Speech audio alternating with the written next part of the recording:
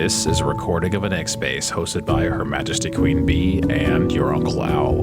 To join these spaces every Wednesday at 7 p.m. Eastern, check the show notes for details. Well, homeschoolers are completely maladjusted and have no ability to talk to anybody, and CFI is good evidence of that. Is that what you're positing? Is that what we're supposed to argue against? Yeah, sure. Okay. Well, I'll give you my girls. They have no problem talking to anybody. And they love it. They're actually this morning, Haley goes, Dad, I remember last New Year's, we went to Meijer, which is like a major grocery chain up here. And she goes, I was saying Happy New Year to everybody. And she absolutely was. And she would do it again this year if we happen to go to Meijer. So tell me about twins, though. Do you have one that's more outgoing than the other? Like by a lot? Or, I mean, everybody's a different shade, but... Yeah, they're... one's a little bit more than the other, but it's not really pronounced. They're both very social.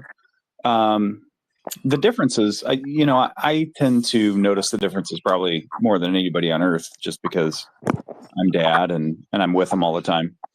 But yeah, one's a little bit more social. The other one's not antisocial at all, and has no problem, making friends and talking to people and interjecting herself into situations and that sort of thing. But the other one is a little bit more of a social butterfly. In my mind, it's a little bit more pronounced than that, but for the most part, in reality, I think I blow that a little bit out of proportion. Yeah, they're identical and they're not identical at all. Which is pretty fascinating. My girls are identical, but we didn't know until they were 2. I got their DNA tested, and my mom, when I sent out the DNA, she was like, there's no way they're identical. They're so completely different. I'm like, okay, but they kind of look the same a little bit. She's like, no, too far different. And they totally came back identical.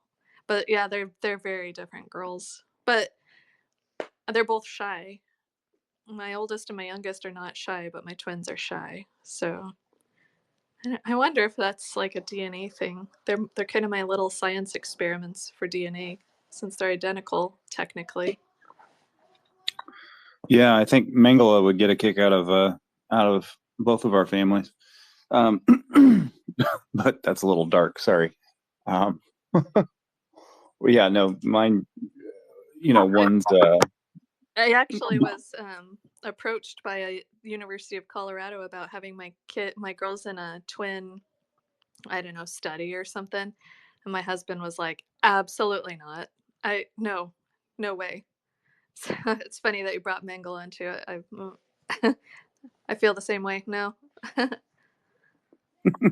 Yeah, that would be pretty wild. I if it was able to be supervised and I knew everything that was going on, like beforehand, maybe I'd, consent to that. But at this point, it's kind of out the window unless that's the possibility. Like, yeah, I'll be on site and you'll tell me exactly everything that's going on, and they'll be injected with nothing.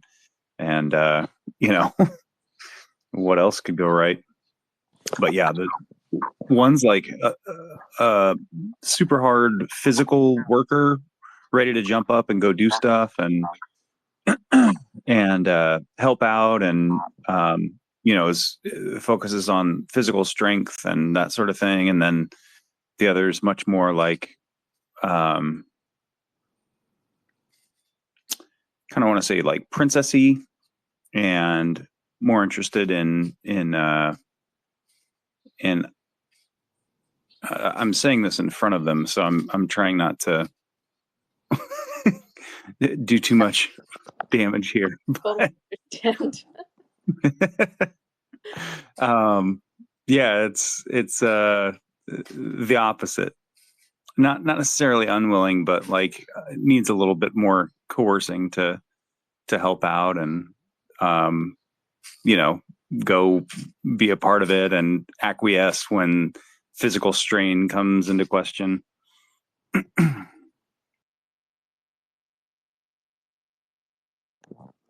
My kids, I think for as far as socialization, my oldest is incredibly gregarious.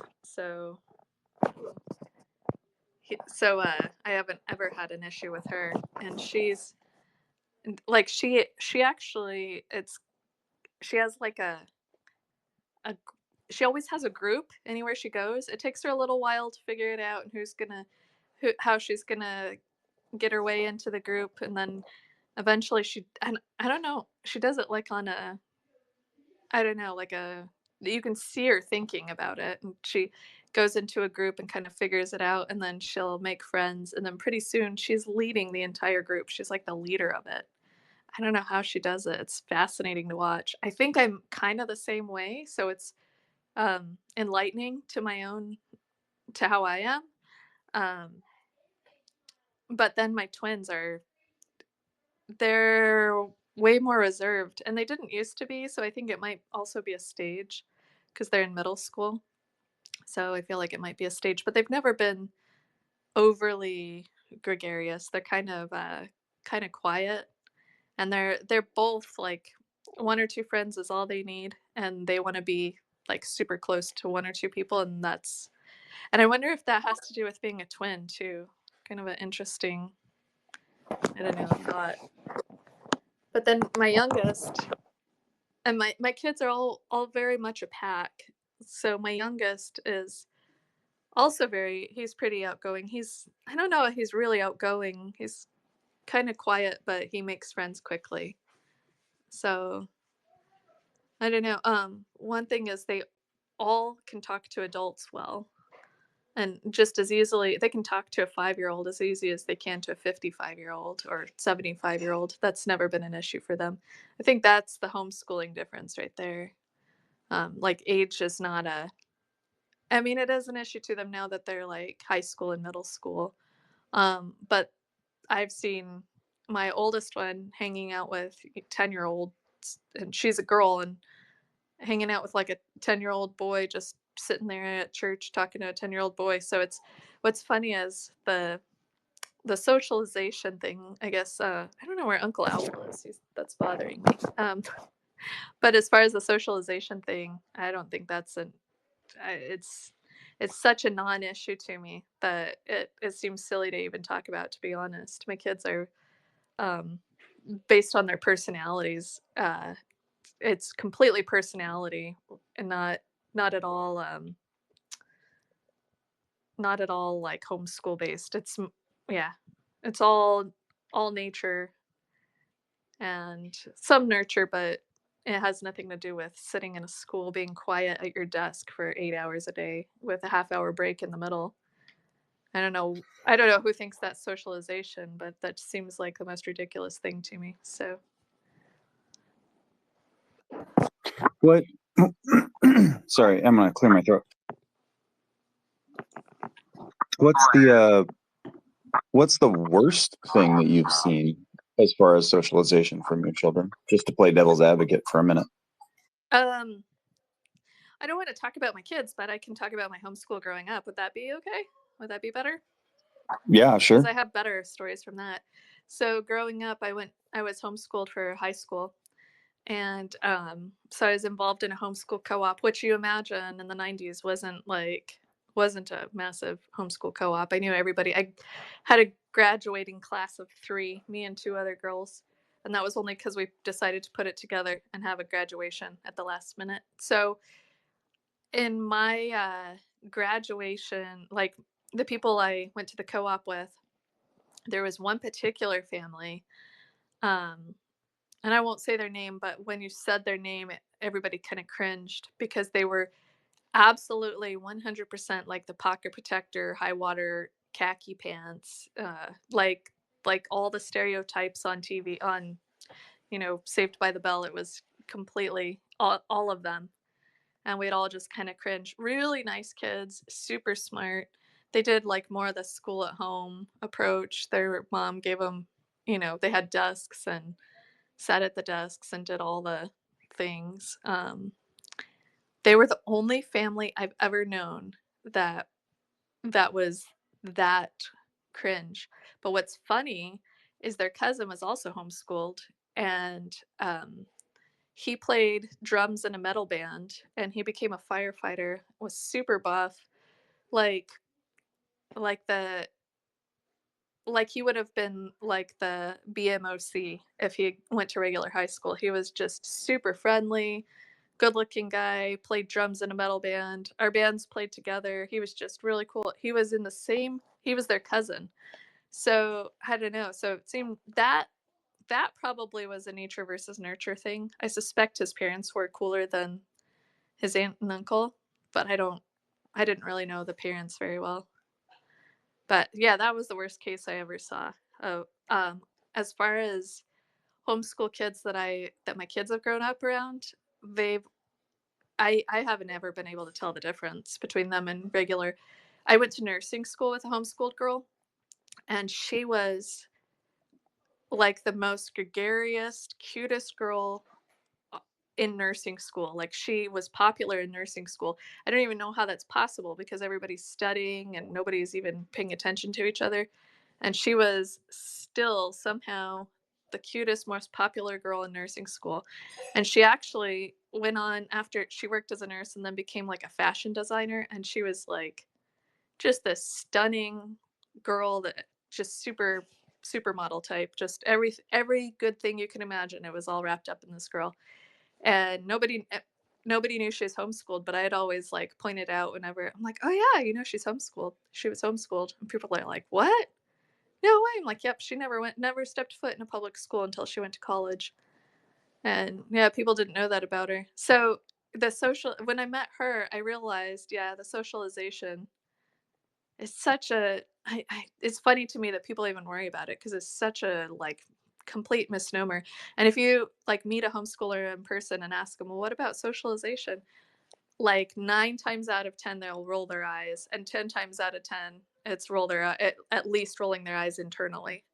10 times out of 10, because it's such a non-issue, and I don't think people realize that. Like, it's more the socialization comes from all the extracurriculars, and homeschoolers are some of the busiest people I know too, by the way. Like, my son has his like one of his best friends he almost never gets to hang out with because he's always so busy. They've got like such a schedule, and I try to keep that. Actually, I'm very diligent about making sure my kids aren't overly busy because I think that's bad personally. But so yeah, it's totally a mess. Anyways, I know CFI has something to say about this. I'd like to jump in. Yeah. Um, the We're talking about homeschool myths, and of course, the biggest one is the socialization. And the question is why? Why is it such a myth? And the problem is most people associate the word socialization with socializing, and that's not necessarily the case in psychology. There's two types of socialization. One is primary socialization, and the other is secondary socialization. Primary is what you get from your family. They talk about where your values and virtues and how you act in society in general. Secondary socialization is the socialization to a system. Think of this is how we do things at X company, right? That's the secondary socialization, and that's what's in schools is secondary socialization. This is how we do things in our school, and that's where homeschoolers they take the primary socialization, and whenever they're exposed to the secondary socialization of the school system, of course they're not going to necessarily fit in because they're socialized to a higher level. They're socialized to uh, values and virtues and who people are, as far as their personality and how you act in society in general, not the microcosm of the public school system. And so it's really kind of a misnomer when the school system talks about socialization. So really that's the point I want to make is there's primary and secondary socialization. I love that. Thanks, Jonathan. Sure. I was just going to ask CFI about his experience as a homeschooler. Sure. Yeah. I'm assuming everybody can hear me all right. So, for those of you who don't know me, I grew up homeschooled, and I went through a myriad of different curriculum and teaching styles and whatever have you. Ultimately, we ended up at a university for most of the later part of high school, and then doing some supplementing with a homeschool co-op known as Classical Conversations. I don't necessarily care to get into all that detail, but what I will say is we did lots of extracurriculars. So all growing up, I swam competitively. And then in high school, we kind of stopped sports as a family. So that way we could pursue something that everyone could do instead of just me. And that was robotics. And so we found a local homeschool robotics team and, found pure socialization through that.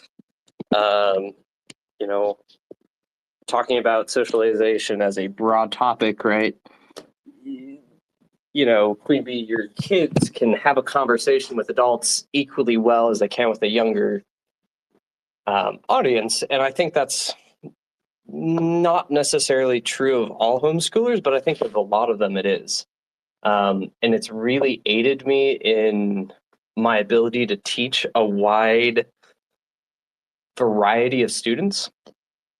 I've taught people who are in their 80s, and I've taught people who are 10 and 12 years old to fly. So, and anywhere in between. And so you find a way to connect with each individual as an individual. It was funny because I was just talking with a friend earlier this week about, what's going on and, next plans for next year, whatever. And she said, it's funny, but your networking ability is like off the charts. Which, maybe some people wouldn't expect, especially people who know me in real life, because what did you find me doing last night on New Year's Eve? Not going out to a party, but working on my website and then going to sleep in my house, right? So I wouldn't say I have a ton of friends, and I wouldn't say I was the life of the party by any means, even through college. But everybody at my university knew me somehow. And people still to this day will reach out to me and I'll be like, who are you? And they're like, oh, I'm so-and-so from X, Y, or Z. You helped or you did this or something. And it's like, okay, well, nice to meet you. Now we can start fresh because I didn't know you previously. But I definitely think that most homeschoolers, they'd receive a higher level of socialization than in the public school, to some degree, right? As long as you make it a point to make that a part of your education.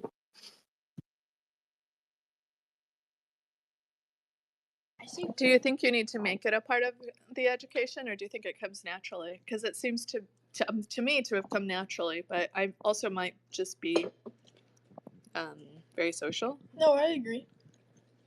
Oh wait, my daughter's agreeing. Hi, people of the internet. I wasn't paying attention. We've got a family space going on here. Hi. Heck yeah. Hello. So that's actually really interesting. I don't necessarily know if you need to make it a specific course or, 30 minutes of socialization every day or whatever, right? It does happen naturally. but you need to have an environment that fosters that safe space to have those interactions with lots and lots of different people. In high school, I was a very big online gamer. And so I have friends in about 9 to 10 different European countries, in 3 different Asian countries, in Saudi Arabia. My family does work in India. And so, and my church growing up was very diverse. And so I was just surrounded by all these different cultures and exposed to it. And so I think naturally that socialization and ability to connect with different people kind of developed over time. And while it wasn't necessarily specific, it was something that my family allowed to happen, right?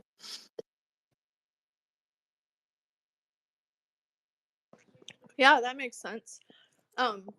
My kids, I think, are my two shy ones. One of them is highly she's really good with special needs kids. Really good. Like, that's what's to do for a living.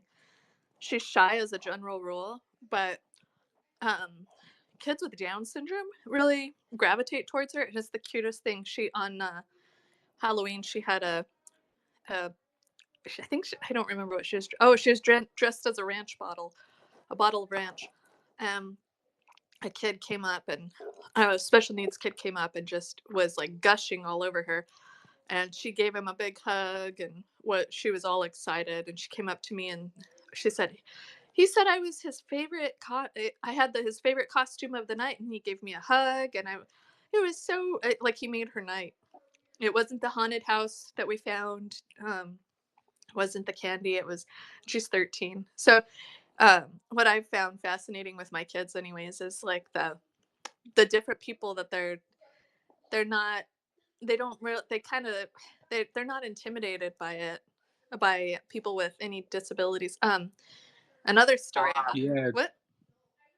yeah, your interactions with us with disabilities is really nice. So It goes a long way. and I appreciate that you're in here, because then my next story, actually, Nicholas, I think you'll like a lot. One of their closest friends, when we met them, that same daughter, she met this little girl from down the street. She said she was playing with this little girl, and I think she was like 8 at the time.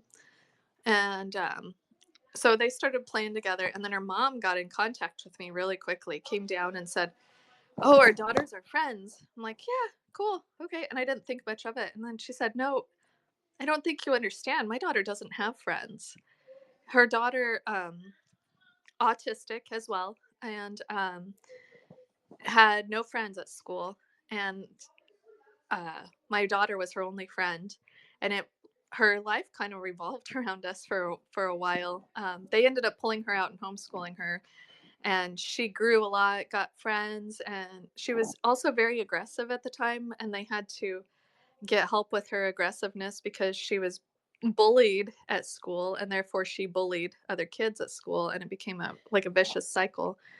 And but it all so when my daughter became friends with her, it that calmed down immediately. And then that was in 2019, and then in 2020 happened.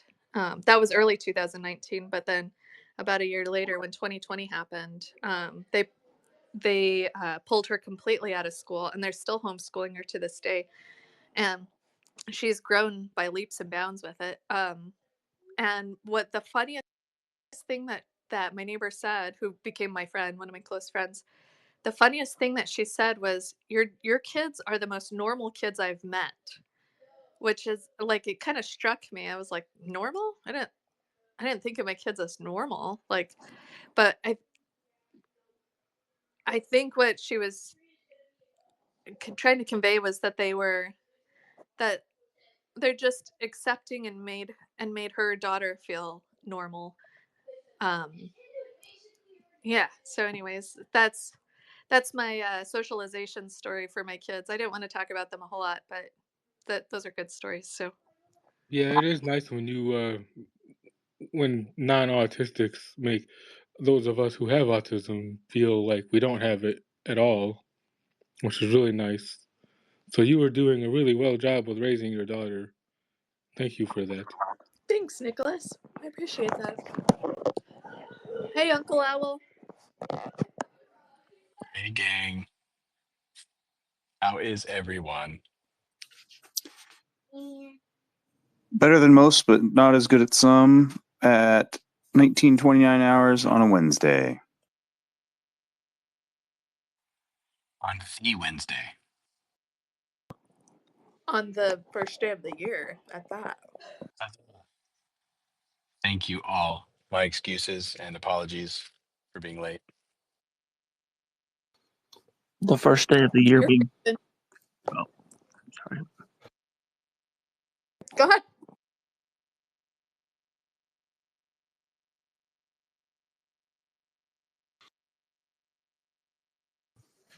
I don't know. Wednesday's my favorite day.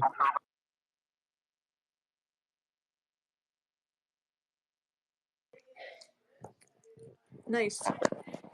I was enjoying the chat just now about someone being taken care of by the other kids, and the idea that in a larger school setting, you could have one situation like that, and it still might be tough.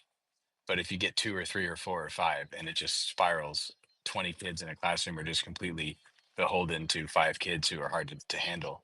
But in those smaller settings, it's much easier to handle, much easier to just go with and absorb and take care of everyone involved. It really is. You have no idea, like, because when I went from my autism school, I was in a class of students with 5 students each, and there was a teacher and a teaching aide per classroom. And going from that to high school was a nightmare, man.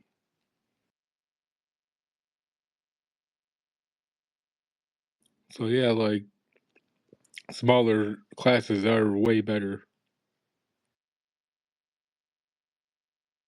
You know what's funny about that? My kids have taken homeschool co-op classes with this little girl that I'm talking about now.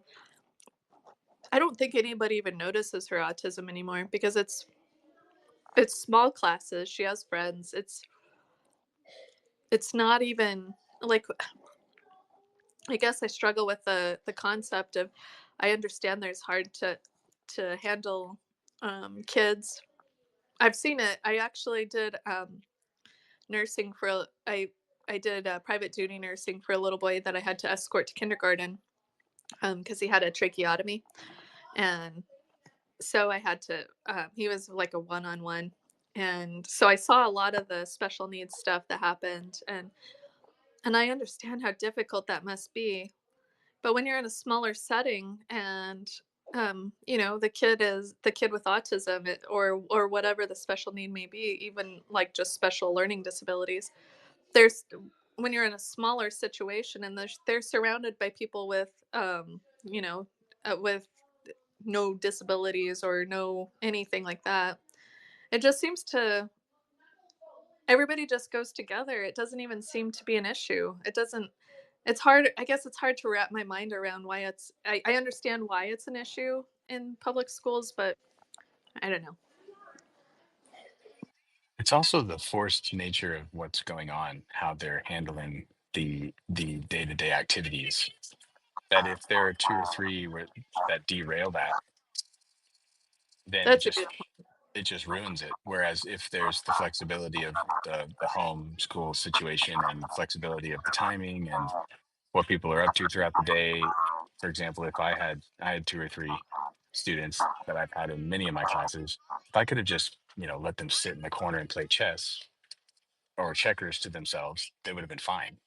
If I were to have been caught doing that, I would have been basically told that I was, ignoring that student's educational needs, which is the exact opposite of the truth.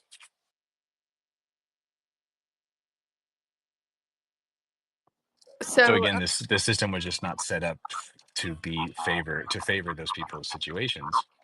that makes When the sense. truth is they shouldn't even have been expected to maintain that situation. It's not necessary for them.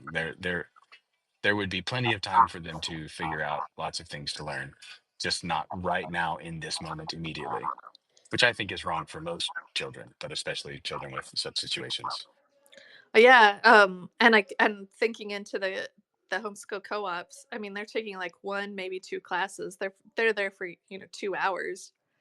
It's not an all. Yes, exactly. So, Good point.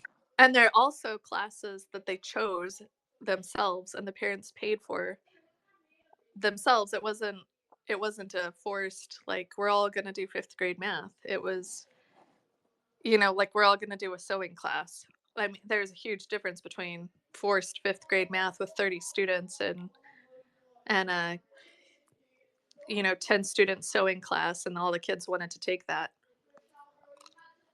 That's a pretty big So difference. did we talk about the fun of the fact that the socialization of being around a home or being around your family overall is a significantly more meaningful social situation than the Well, socialization that would happen at school amongst peers that aren't doing well? Jonathan gave us some insight. Jonathan, would you go over that again?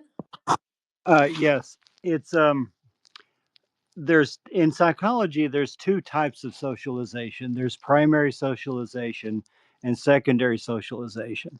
And of course, primary socialization is the social skills you learn from home. They go over values and virtues and the way we treat other people and that sort of thing. That's the primary socialization. The secondary socialization is what they get in school. It's a socialization to a system. Uh, this is also true in corporate America, where you go and they say this is how we do things here, and so it's very very similar to that as secondary socialization.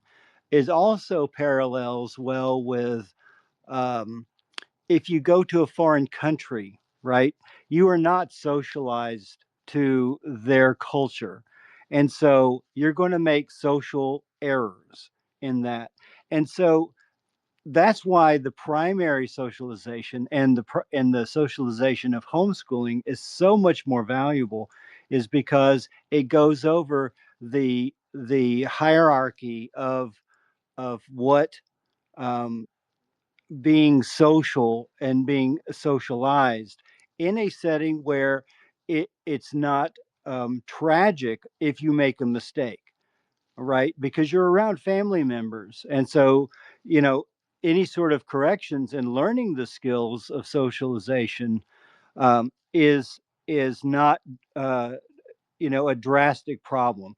If you're in a public school system, if you make a social faux pas, you are automatically castigated or sent into a clique that you don't want to be in, are shunned or whatever.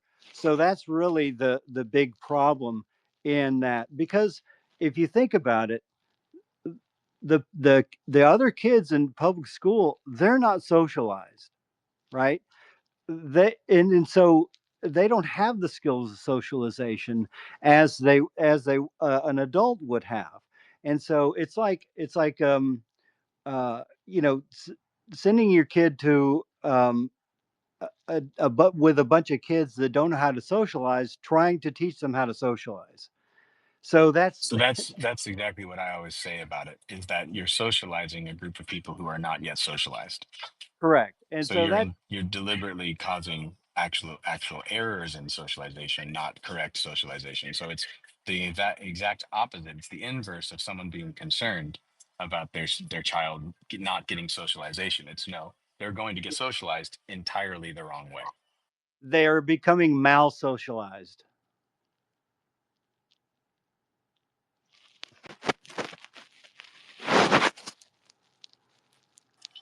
I'm going to be driving for just a few minutes, so I may not be easy to respond too much, but y'all go on maybe from there.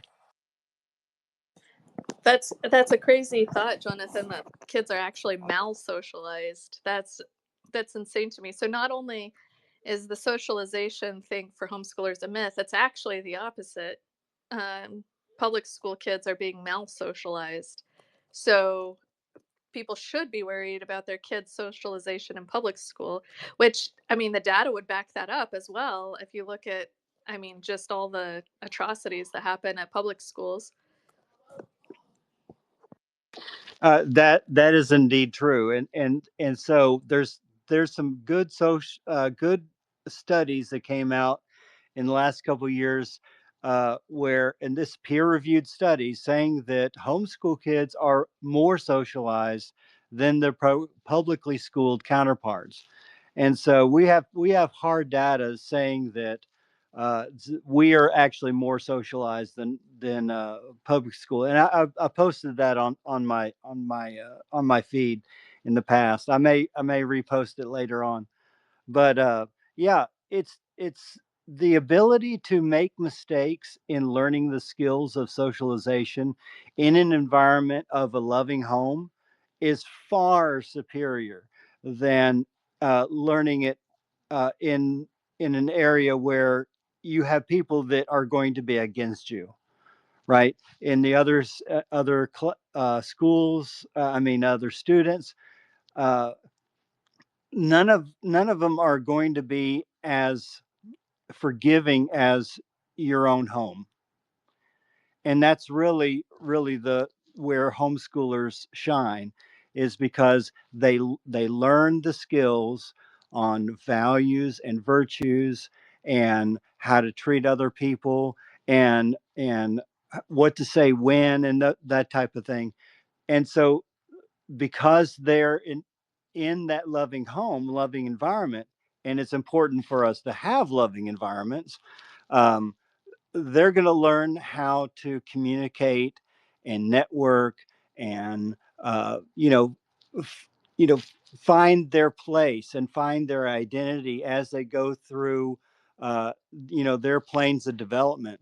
So I can't stress that enough, that we need to have an environment in our homes where we uh, build relationships. The parent-child relationship is far more important, and the peer bonding with parents. I'm sorry, the bonding with parents is far better than the peer bonding. And if you want to, dive into that, the more importance of the parent-child bond rather than peer bonding, you can read up with Dr. Gabor Mate. He's an excellent source on that. And so, yeah, the most important bond you that a person can have is at home, and that's why we need to build those bonds. One thing to point out there is and I just caught it while you were talking, is that they will need to be able to be socialized and stable, emotionally in social situations when they are out in the world that doesn't love them.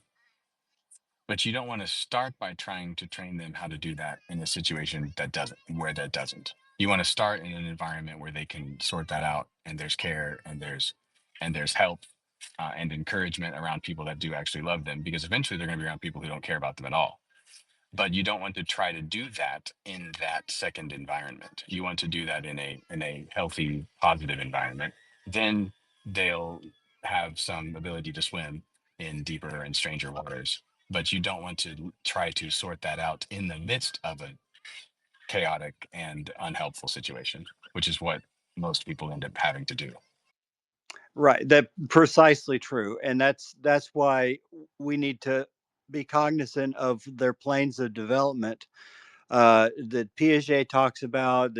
And he was an acolyte of Maria Montessori, and both of them together have paint a picture of how children develop psychologically and emotionally in their respective age ranges. And so when we I don't want to say the word protect, but we actually are the protectors of our children, and we want to build in the skills that they need in a loving environment. And that's part of what we talk about in our book, Kids Don't Need School. The, you, you have to set the environment, And because when we set the environment of a peaceful home, they learn these skills and they become more confident. So being more confident, while you've been talking, I've been thinking about my homeschool experience, and my family, my siblings and I all come off as cocky a lot. Like I've had to kind of tame that in myself. And I've been told, especially when I was younger, like early 20s. And I think the reason is like we're very confident and we don't mean to be cocky by any stretch. I think we just have we're very very confident people, and I think we had to kind of tame that in our early 20s, just because our parents really believe in us. I mean, still to this day they build us up so much, like I can't even tell you how much they build us up. And just having that confidence, like we all pretty much feel like we're invincible, and sometimes it comes out too much, and we've had to learn how, within a loving environment, like you say, Jonathan, have to learn that we're not quite as wonderful as we think we are. But it's I mean, I would much rather that than be from a home where they always tore us down and we had no confidence and never thought we could do anything. I mean, just that socialization right there with our parents and my siblings. Just yeah, we that's it, you're completely right, and my family is evidence of that. That it really builds that. Jealous. What's that? Jealous. Nice. Oh well, I mean, I can't complain about my family. My parents are awesome.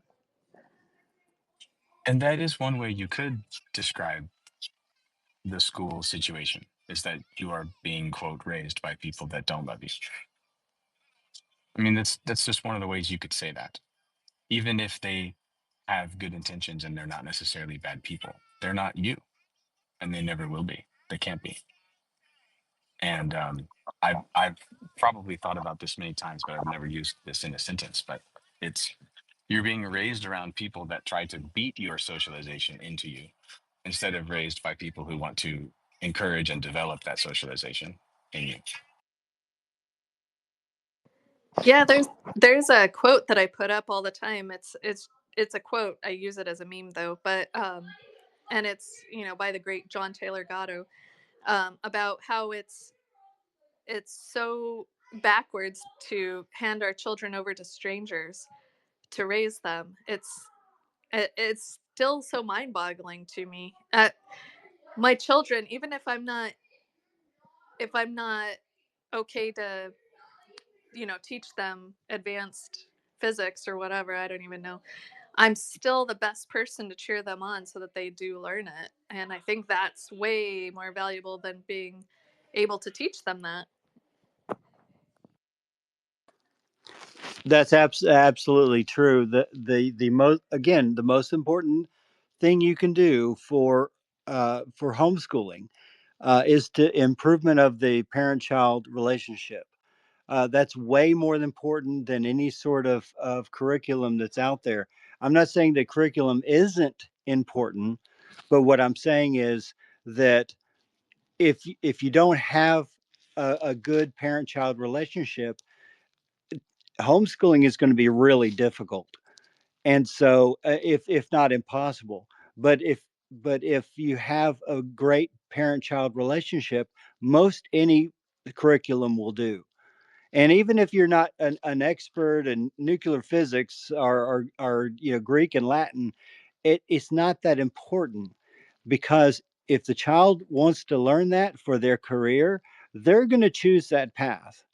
And that's where we need to realize that it's not all on us, because they have their own brains, they have their own way of thinking. And if they want to pursue something, even if you don't know it, they're going to pursue it. My daughter is learning Japanese, and she's been learning it for a few years.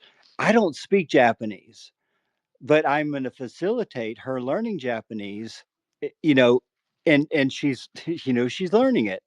And that's really a kind of a freedom that we have as homeschoolers is the realization that children can self-learn. 100%. And it's funny you say that, Jonathan. I'm a big believer in resources. Just having rather than curriculum, and using curriculum as a resource if you're using curriculum at all. And I was just actually thinking through this today, that curriculum is like going through logically with curriculum it's not the same for every brain.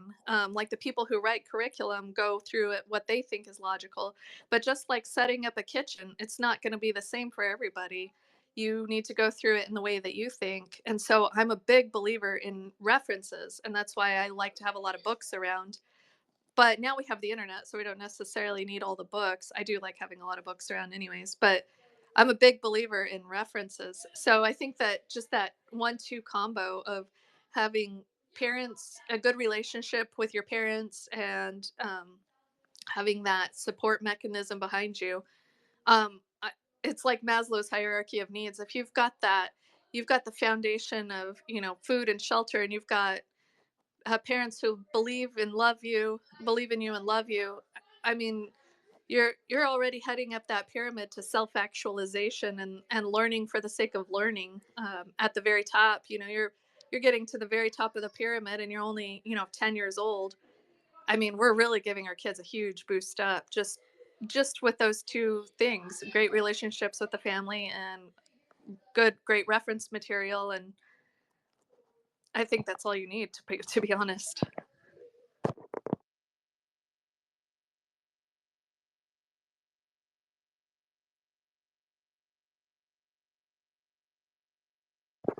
My family is getting very loud, so the socialization is occurring at decibels in my house right now. I'm in a back room, and I still hear them very loudly. This is a test to see if y'all can hear me while I'm driving. Yeah, loud and clear. Yeah, the number one Yeah, job is to inculcate humanity, to inculcate good character. And there's not a close second.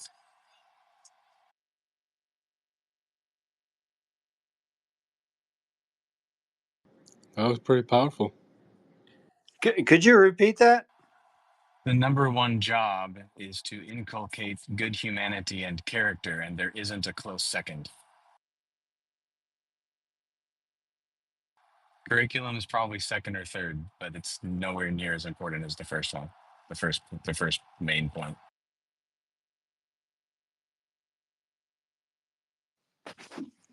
That's a good word. In fact, in our book, when we talk about curriculum is just the resources you want to teach. They're just resources, and that's what B was talking about.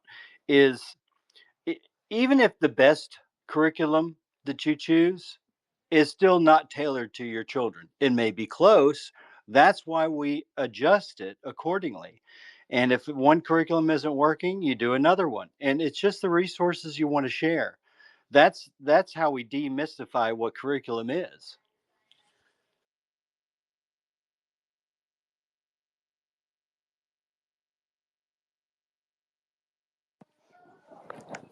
Right, resources. I had a really good space and weather curriculum, and I tried to teach my kids it, and they weren't super interested. But I had the books around, and when we first moved here, we had a significant storm come through that we hadn't had in Colorado, and the kids dug out that curriculum and read all about storms, the kinds that were coming and the other kinds that we had seen before. And they can still tell you, and that was a few years ago. That's been over 2 years ago. They can still tell you all about, I mean, tornadoes, water spouts, hurricanes, blizzards. They can tell you all about the weather, and only because we went through a significant hurricane and they decided they were going to read up on it for a couple days. So, I mean, they just blazed through an entire book by reading about it from being interested one day. So resources, I think curriculum being used as resources that's a big key.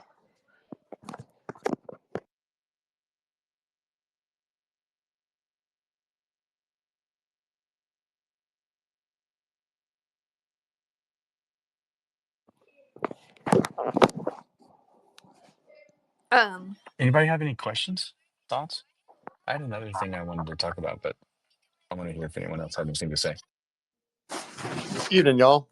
I joined late, but what's our working definition for what socialization is? It's always seemed like it's like I was like are you going to be a normal kid, or is it just one of those things where, hey, are you able to engage in conversation with another person and get along well enough? And just using that one, hearing what y'all are saying about just throwing kids into the pool in the deep end without them knowing exactly who they are just yet, it can invite a little more than a little bit of chaos.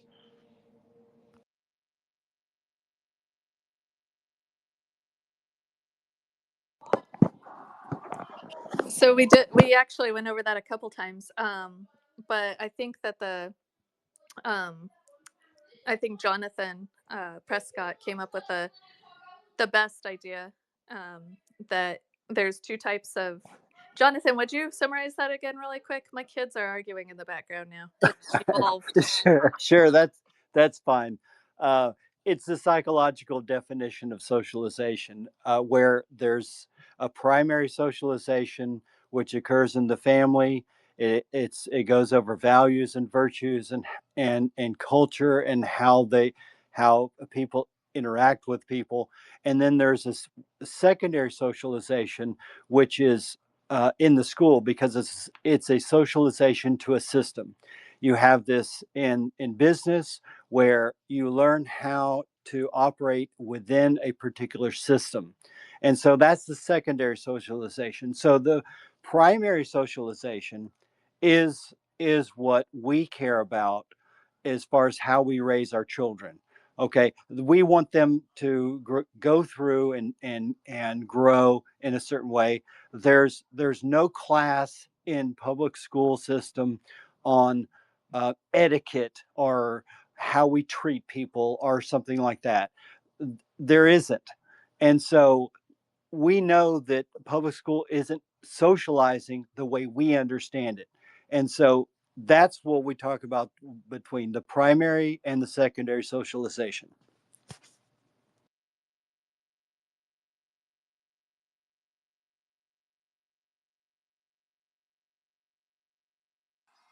Yeah, and were you even looking for maybe a more like textbooky psychological definition of what it means to be socialized, like what your social interpersonal relationship looks like? Is that kind of what you were also asking? No, that was a really good explanation. Excellent.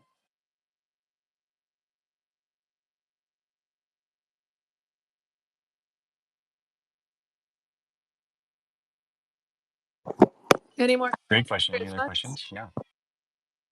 So yeah, back to being mal socialized. I kind of feel like I may have been like mal socialized a little bit when I went to high school, because the interactions were severely different from going from a classroom of 5 students to 20 to 25.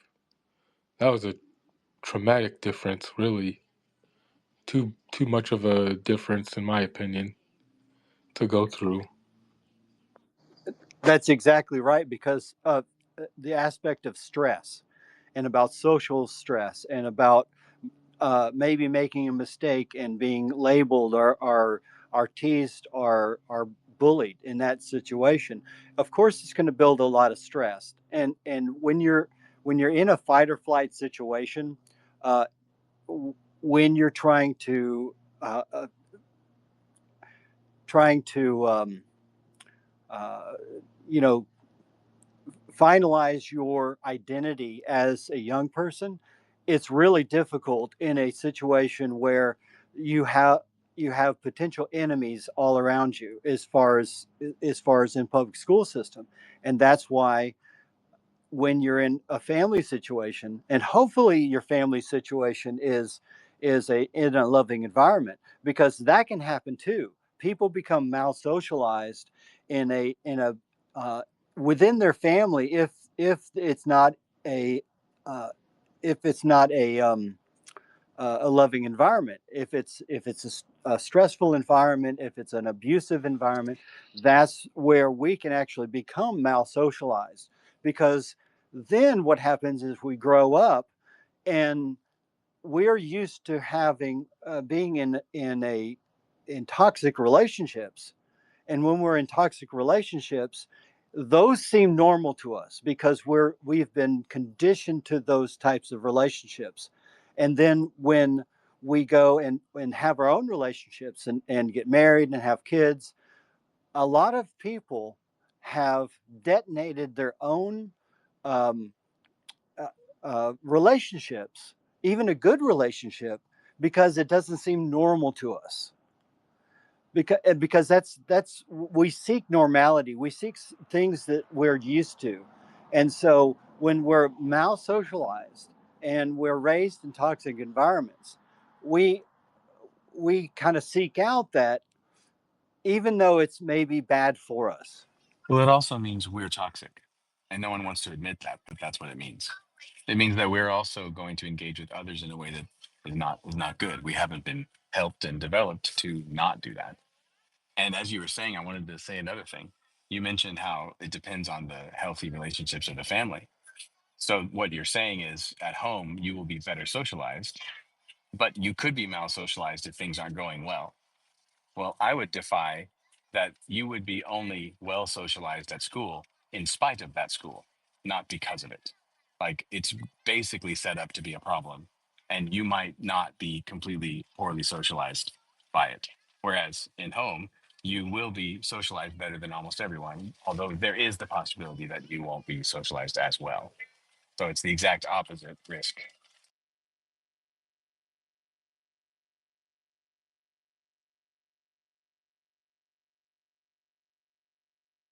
I've got some stories here, but I've got to pause. Gladwell, So are maybe you there's some more working questions. again? Working? Am I? I'm afraid you are not working very well. Oh dear. Does anybody else have any questions or thoughts they want to add?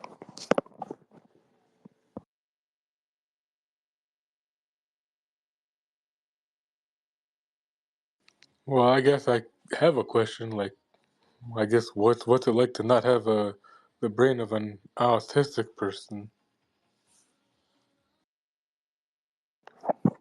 I don't know. Tell me what it's like to have a brain of an autistic person first. Well, I guess it's kind of childish a little bit.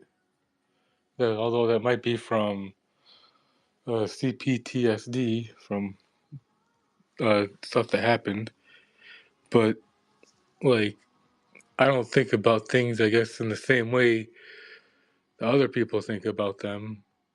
Like, I've never really thought about ever being in a relationship with anyone. I guess there's that part. Like, it's like I don't know. I just think about people differently than other people, I guess, and I think about relationships in a different way, and I think a different way, I guess. Like I don't think as fast as other people or as anyone that I often socialize with.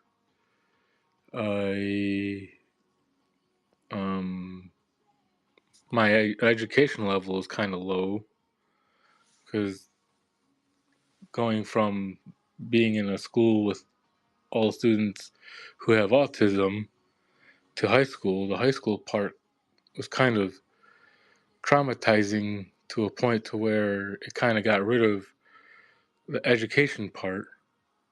So there's that. So I think probably you think you possibly I'm just guessing you might think more deeply about things than I do, because I do think fast, but I don't necessarily sit and think deeply all the time. I'm guessing that you think kind of deeply about stuff. Am I right? Or Yeah, I try to be more careful with how I do things, so I do try and think more deeply about what I do and what I say and how I do things.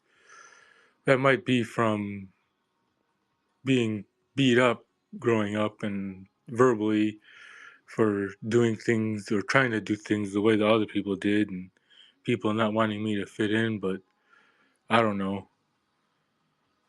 I I can confirm, I don't know if y'all can hear me, that he asks about his behavior a lot, like checking to make sure that he's doing the right thing. And I think that's interesting. It's a good point. Uncle Owl, are you trying to speak?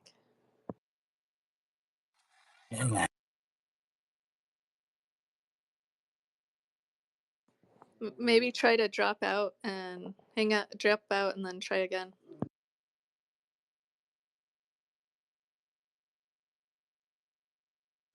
think I heard him. Oh, you did? Maybe I'm just not hearing him. Is everybody else hearing him?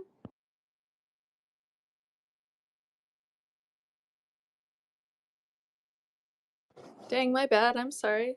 Well, hopefully he gets back in quick and I guess it's mine.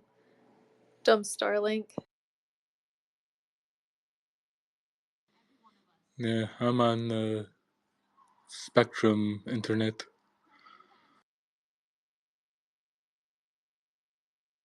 But yeah, I do try and I guess I try and think about, because like growing up, I did get beat up a lot for trying to fit in.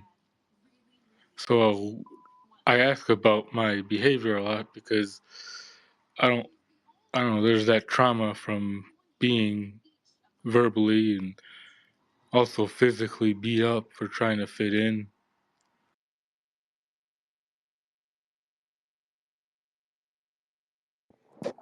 I mean, it's certainly possible that you had some, what did we call it? Mal-socialization. I mean, that sounds pretty plausible to me. And I don't think you're alone in that. Autism or no autism. I think a lot of people have had that exact same experience, the mal-socialization and getting beat up and bullied and stuff like that. And I think that's exactly the issue that Jonathan was pointing out, is that um, being in those environments, it's not a real life environment. I mean, hopefully it's not a real life adulthood environment, I guess, unless you're on a New York subway or something. But that's not the way normal human beings act towards each other. That's not the way normal adults act towards each other.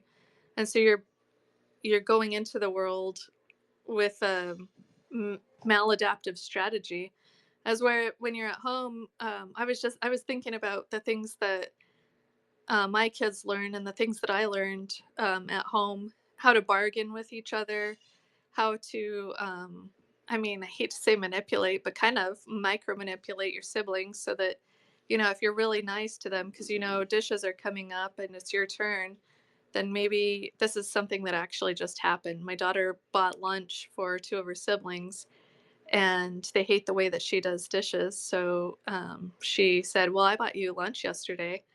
And so they did dishes in her place. So, yeah, those kind of like that's actually a transferable skill to adulthood, as opposed to learning how to avoid being bullied.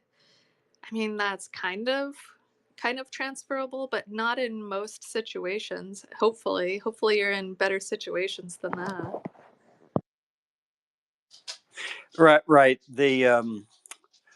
The ability to negotiate and what you were talking about, you were using the term manipulate, but that's really not it in a loving environment. It's really the negotiation skills that you'll learn in sibling relationships. The important thing is that if you have um, I'm kind of on the spectrum as well, and I've had to adjust a lot of things in my life in order to fix a lot of things that were from my childhood. And so, yes, it's terrible what happens to people um, in their childhood relationships and with their parents to deal with. But even though those things happen, it's still kind of our responsibility to try to work through those and think and use self-knowledge in order to fix those things.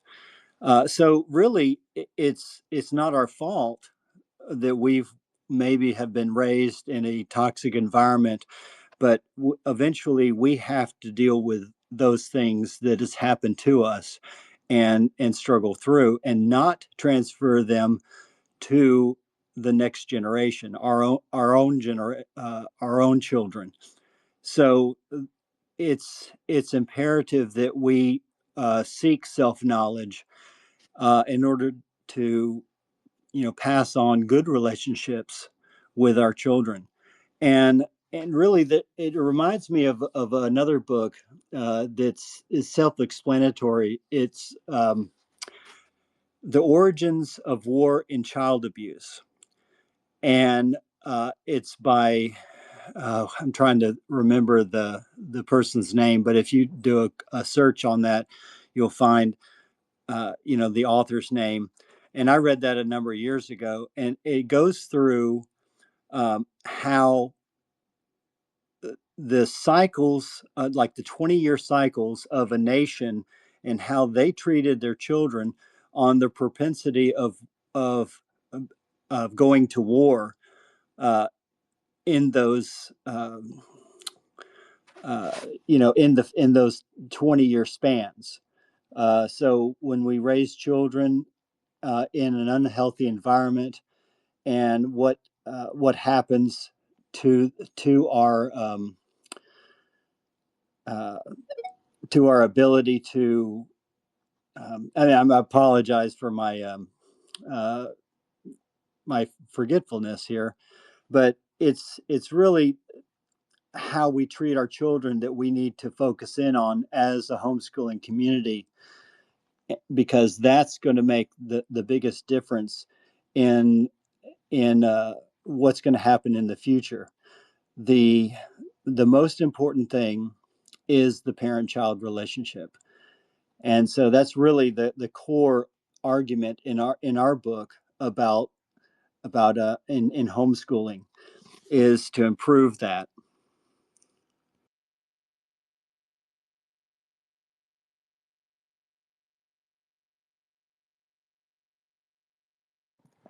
So I would really like to hear if anybody has anything to say about socialization or questions, because I know this is actually, like, I kind of make light of it, but it is I know it's a concern for people who are outside homeschooling. So if um, just come up and talk if you've got questions or anything like that.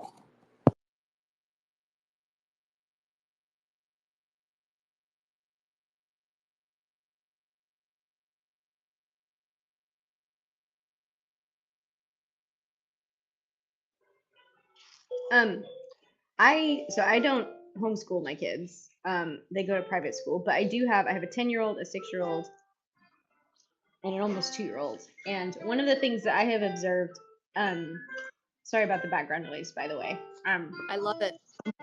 But one of the things that I have observed is like the fact that, and we like the school the kids are in, but the fact that they spend all their time with other kids their own age is a form of socialization that is not necessarily helpful for being adults. Like if you're just expecting everybody else to be on your same maturity level. And it's interesting because with a 2-year-old, I have watched her play with a 6-year-old and a 10-year-old, and she seems to be like catching on to, some more mature ideas a lot quicker than I remember them doing. And it's because they're like modeling it for her. And I think that that's one of the benefits of socialization homeschool is that you're not just watching a bunch of other kids your age and being like, oh, this behavior that I am doing, but maybe isn't okay for adults is fine because everybody else around me is doing it. You can sit there and you can look up to people who are older than you and see, okay, so this is how I'm supposed to behave. And I think maybe, that's part of the problem with, the generation of millennials and Zoomers who all went to public school and now they're like, oh my gosh, adulting is hard. I can't pay my bills. Like that I could see how that could flow out of, just looking around and not being challenged to mature as you're growing up. So I think that's a benefit of homeschooling for sure. Yeah, that's a great point. And they have kind of a mini echo chamber as well. So they're hearing from their peers, oh, adulting's going to be hard, and so I don't want to do it. As opposed to homeschoolers who might have somebody, that they look up to 3, 4, 5 years ahead of them. And that's one of the things that I'm fighting. I'm trying to model adulthood as something to look forward to, as something that is exciting. Like, being like, because I think that's why, like, my dad looks forward to paying his property taxes every year because that was a thing that grown-ups did, and he's Gen X and he watched his parents I feel like that's something that he's on top of. He's like, I get to be a grown-up and pay my property taxes, and so I'm trying to get that attitude and try to model I get to wash my dishes, I get to keep a clean house, I get to learn these things, all of these things that are really rough sometimes. I'm trying to model that in a positive way for my kids so that they get that adulthood is something to look forward to. Maturity is something to look forward to.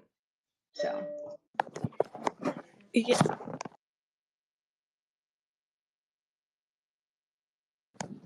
Yeah, I was thinking about how when I was young, I had friends that are 4 or 5 years older than me that had apartments, and I'm 17 years old looking at them going, oh my gosh, one day I'm gonna get an apartment and it's gonna be so cool.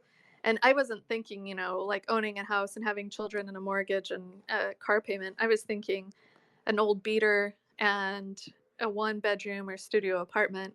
It kind of came in little increments. I just wanted to be like my friends and be in charge of my own life and be able to cook my own dinners and decide what's in the fridge and that kind of stuff. So I think that's I think kids go through that their whole lives. They're looking up to their older sibling and seeing what they do and they want to do that. And I think that's the natural progression. And when you put them in a classroom full of 10-year-olds, then they're not looking up to necessarily, the 12 and 13-year-olds.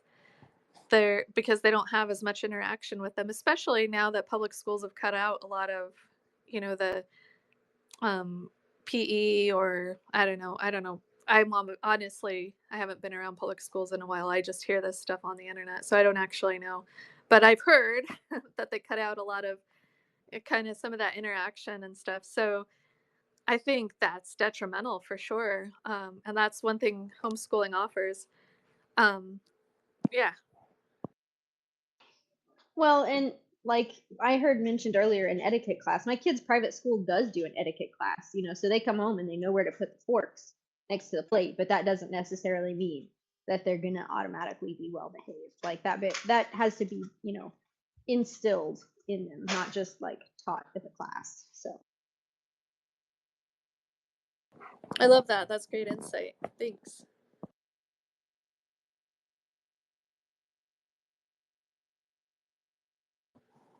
Anyone else have anything to say? We normally run until about 8:30, so we've got some more minutes to just hang around and talk about this. So, anybody else have anything to ask or add?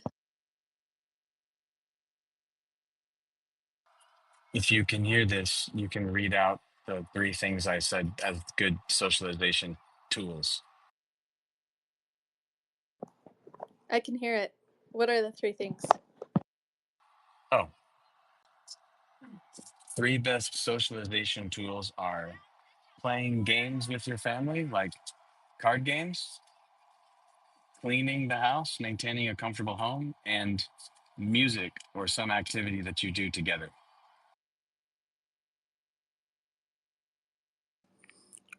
All of those build the relationship in the home. And so again, that's the most important thing, is to build the parent-child relationship. And I think that we're in a stage in the United States, of course, that we treat children not as well as we should. And we became, with the pandemic, we became introduced to homeschooling on a grand scale.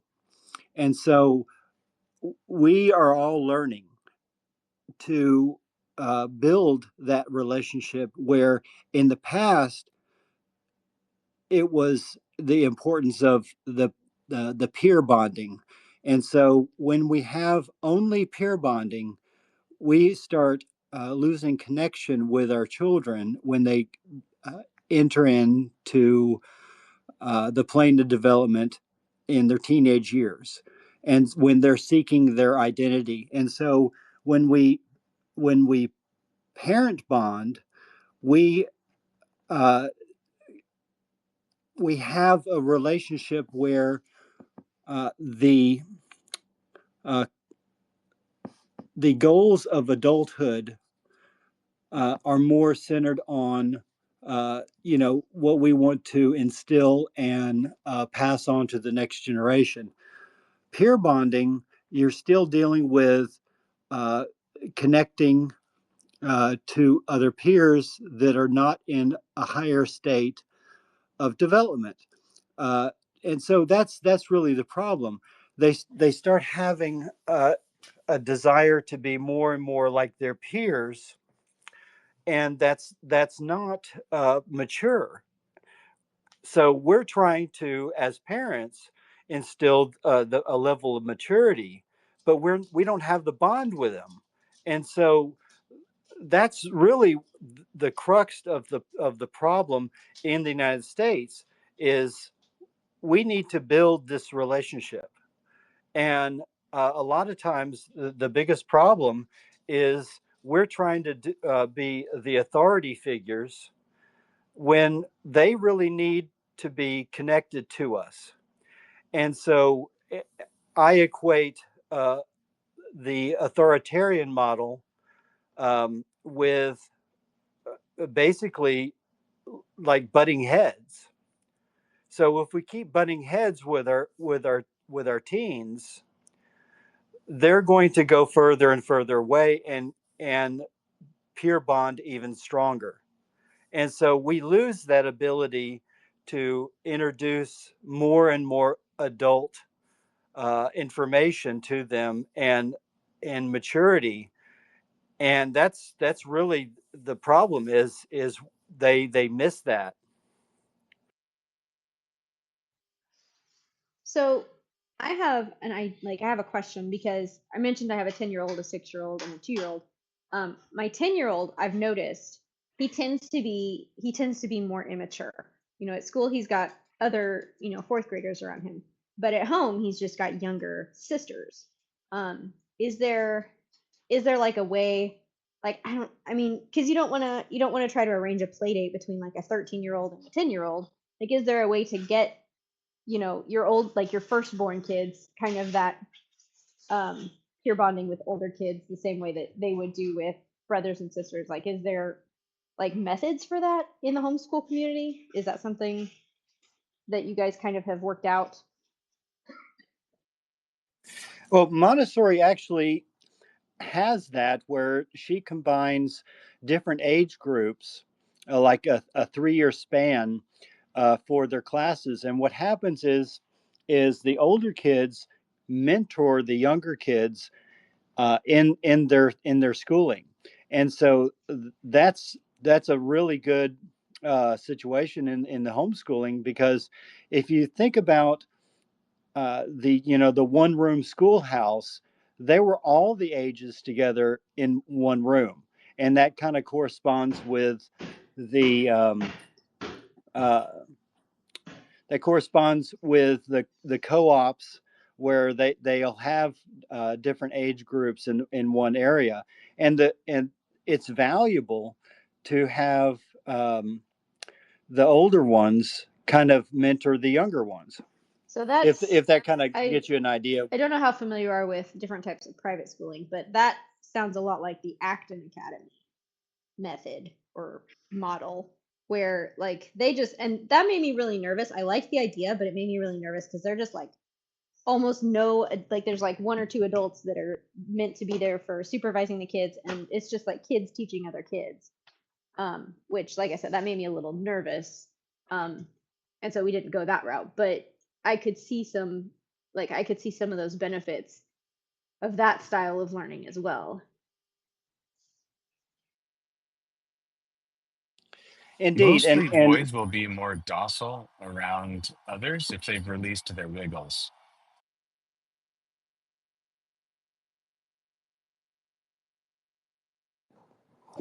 So I'm not super familiar with what to do out like as far as schooling, but I would say get him involved in some things that are um, large group age range, like I don't know, like baseball, or I don't know, just like ac- things that would be maybe, I don't know if you're involved in a church or anything, but maybe like a youth group that's for, well, I guess he's 10, so that wouldn't quite, but something that has a wide range of ages. That's probably what I would do. Yeah, he's given us, some, not trouble, but just like, everywhere he goes, I guess he's like, he might be a little sensitive to disapproval. And he's always been really receptive to peer pressure. So everywhere he goes, he's just like, none of the kids are like me. None of the kids are. And so, it's hard to find him a place where he feels like he fits in. Um, but I do think if it was like more like a one-on-one kind of thing, if like you go to a family outing or something, and he's got him and his sisters and like one other cousin that's 13, like they might end up playing together and enjoying, but it's hard to manufacture that if it doesn't come up organically, you know. So I did hear just today actually about a free martial arts class at a local church, so we might start joining that just to see I how was going that to works. suggest that. Yeah.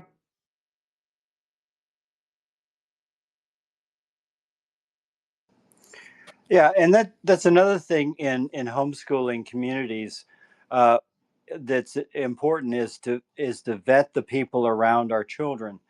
When we vet the parents, and we vet the children themselves, and we pick and choose who we want to have around our children, and that's something that the public school system does not have. That they have to take everyone, and so we get into an environment in public school where uh, you know way different value sets that that can cause problems. One bully session can create a whole host of problems in the behavior of our own children. And so, vetting who is around our kids is an important thing. And yes, churches are a great source, um, because generally true that they have certain similar values as our own. And as far as outside the church situation, it's kind of difficult to find those. So we just have to be cognizant of you know who our children are around, and can be daunting at So times. then, so then this brings up just another tangent, and if we run out of time, just stop me. But so I understand, like, and obviously, like, if my son was, being like physically beat up, like, I would step in and I would say, hey, this isn't okay. But like at some point, I almost want to like let him experience some, you know, tough times and stuff, to develop that resiliency. So then, are there other types, like obviously bullying is not ideal. Are there some sorts of situations that you can manufacture that do build resiliency in kids? I think the three I mentioned a moment ago, even though they don't sound like they are cleaning the house, playing games like card games, and like learning to do music together. You have to learn how to negotiate the rules, and you can't control what other people are doing. And I know it sounds a little bit cheesy, but it works. Now, I think the case where it's more visceral to me is, especially for boys, is probably sports, where it's a manufactured collaboration slash competition. But it will certainly present struggles and dynamics of different types of character and emotions, where people have to kind of learn how to deal with that, especially if someone, overacts or reacts poorly to a situation, or if you reacted poorly to a situation, and that's good. So I think those tend to provide those scenarios. That's very good, Al. And I agree with having a family game night, because there's that is a situation where a child can learn about losing and about winning and about all types of things within a structured situation of rules of the game and rules on how to lose effectively. One definition of a winner is someone who learns how to lose well, because you're not going to win every game.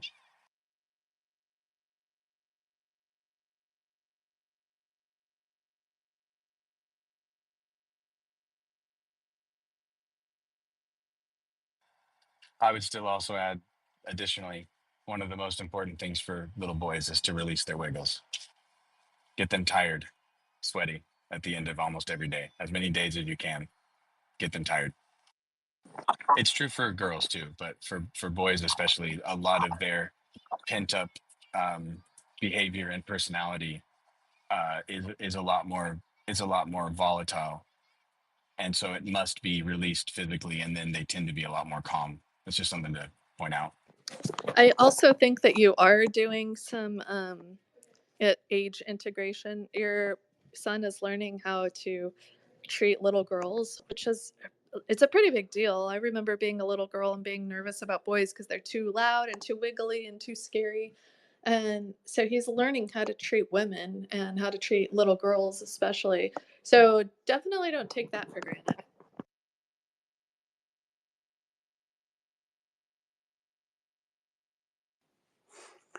I actually I think with girls it's crafting. They- I say that kind of tongue in cheek, but I think that's really the difference between boys and girls as far as getting the wiggles out.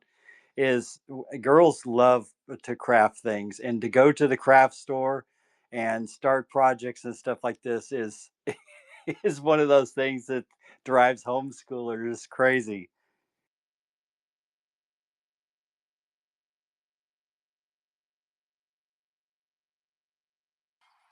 Um, my wife, we have a trampoline in the back, and my wife runs them and jumps them around on that trampoline for at least half an hour every single day. And like, they ask for it. If they don't get it, they're a problem to themselves and others. But I just want to point out that 80% of the rest of their time is spent building things and crafting things, just like you said.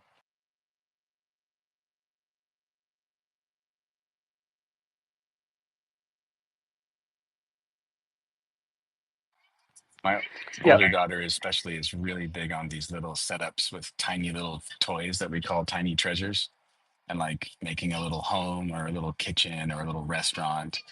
And then my other daughter, and they both like Legos, but my other daughter has recently become a Lego master. She's just so into making making things with Legos, and she's really good at it. She can even just come up with something without having a pattern. She just does it. It's really quite impressive. Yeah, Legos are one of those fantastic toys for boys and girls. and even playing together, building things. In fact, my daughter and my wife love Legos. My wife will build Legos, and so that's a point of connection that she has with our daughter. And uh, my daughter also loves Pokemon cards, and so she got my wife interested in them, and so they have Pokemon card battles and collect cards together. And so that's part of that socialization that can be built by adults to children. Well, just to say it out loud for the sake of time, we're a little after 20:30, which we usually stop. We don't have to necessarily, but I wonder if Her Majesty is already a little bit tired. I do need to get going because I've got to Good. work in the morning. But I Just want being to around. really appreciated everyone's questions and comments. I'm sorry I was late again, but yeah, this was really great.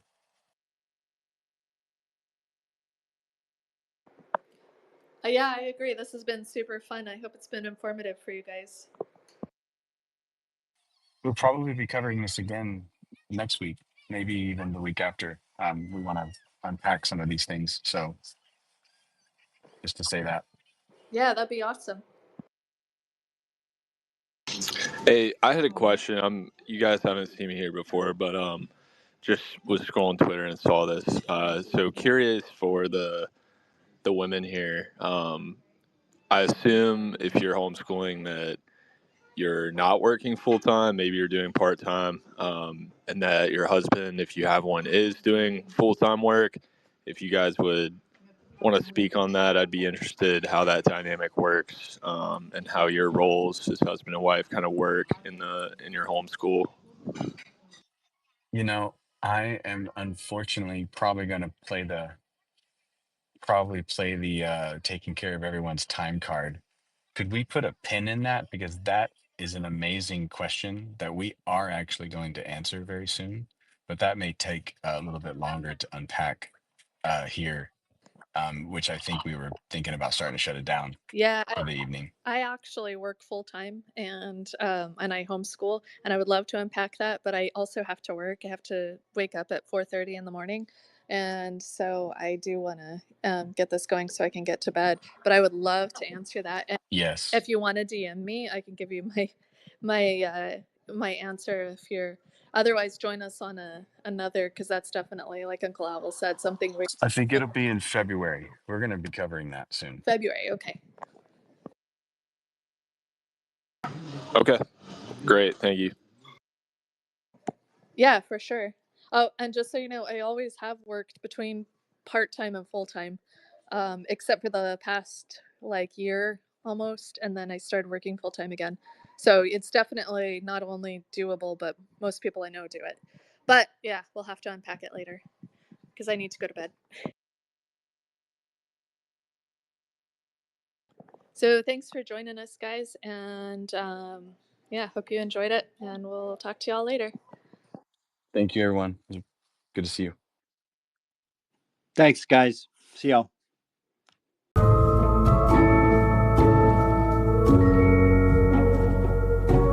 Thank you for listening. If you'd like to contact us, please check the show notes, and don't forget to subscribe to the show wherever you're listening to this.